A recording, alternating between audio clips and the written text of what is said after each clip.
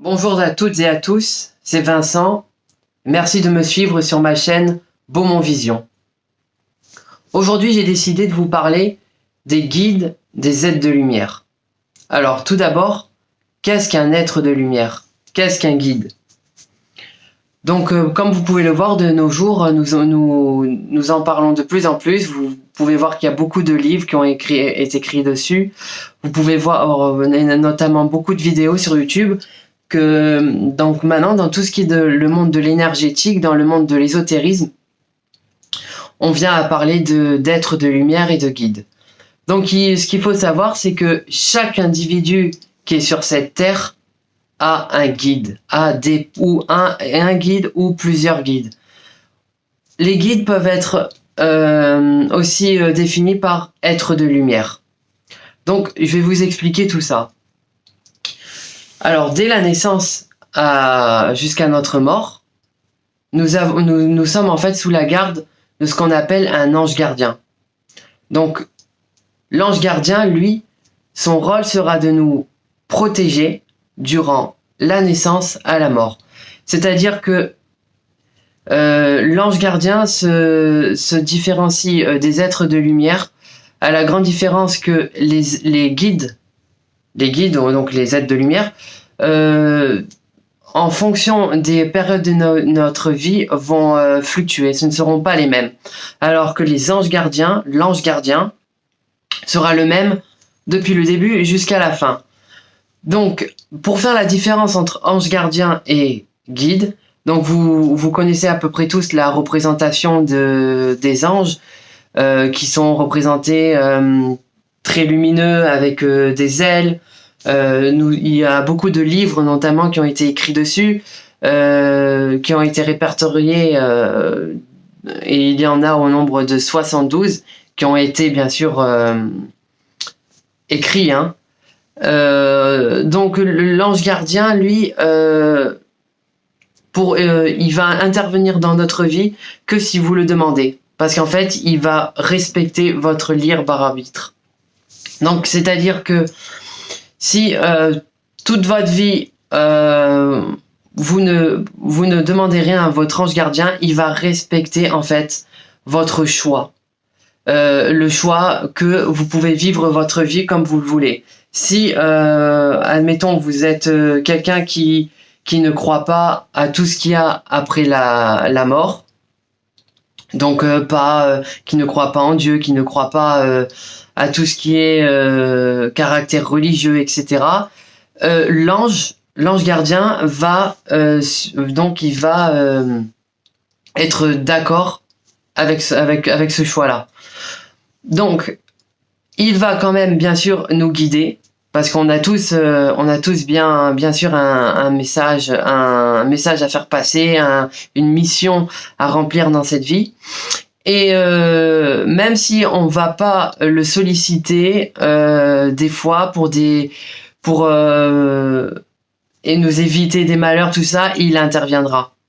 Bien sûr, si c'est en notre faveur. Si, admettons, il est écrit dans notre chemin de vie que nous devons avoir un accident tel jour, nous l'aurons. Pourquoi? Donc c'est là que c'est assez difficile à comprendre.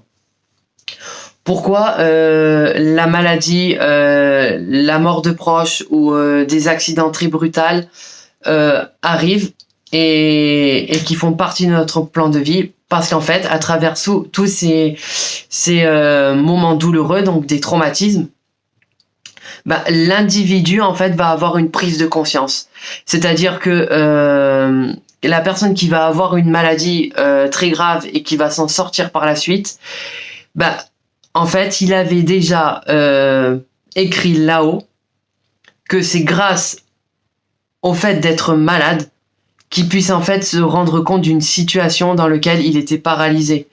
Pareil pour un accident. Beaucoup de personnes qui ont un accident du jour au lendemain, ils ne voient plus la vie telle qu'il la voyait il y a même 2-3 jours de ça auparavant. Donc voilà.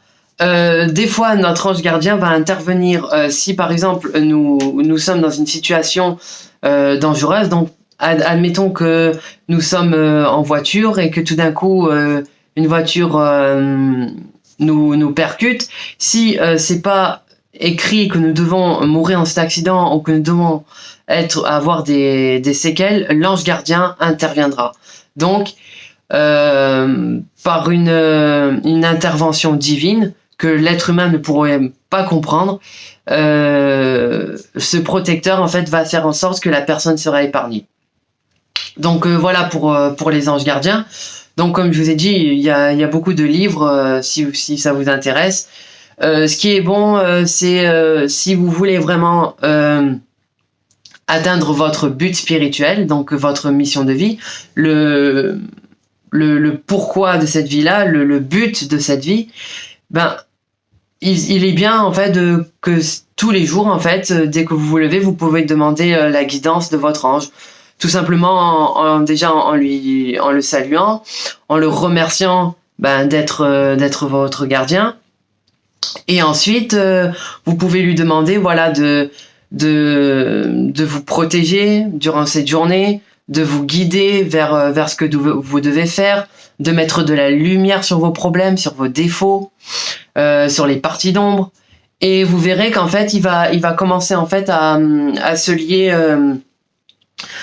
en fait une amitié, pas une amitié comme avec un homme ou une femme, mais là ça va être un lien très très puissant, et en même temps ça va développer votre intuition. Donc ça veut dire que plus vous allez demander de l'aide à votre ange gardien, plus lui va vous autonomiser en développant vos facultés spirituelles. Donc voilà. Après, n'hésitez pas à chercher sur internet le nom de votre ange. En fait, il se base sur la date de naissance. Donc voilà. Voilà. Donc maintenant, je vais parler les guides, donc les êtres de lumière. Donc à notre naissance ici, nous avons plusieurs personnes. Donc ça dépend des personnes. En fait, ça peut varier. Une personne peut avoir un guide, d'autres peut en avoir deux, ou d'autres plusieurs. Ça dépend en fait de la mission qu'on a à accomplir sur Terre. Donc plus il y aura de guides, plus la personne aura peut-être plus de difficultés à affronter, ou devra faire plusieurs activités dans plusieurs domaines.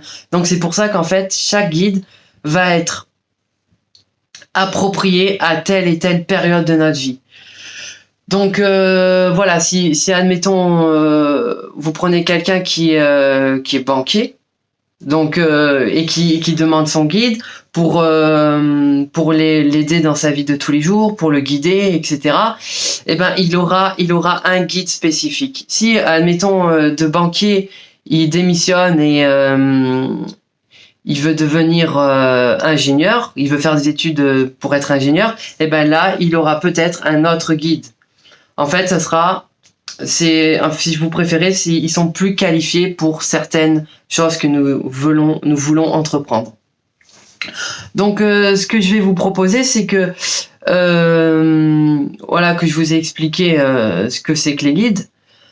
Je peux vous montrer maintenant comment en fait leur demander leur aide, et en fait après en fait sentir leur présence et savoir différencier en fait la présence d'un guide à nos côtés et des entités qui soient positives ou négatives. Donc voilà, pour pas faire court, je vais m'arrêter là, et dans une autre vidéo, je vais vous expliquer comment entrer en contact et comment recevoir des messages de nos guides.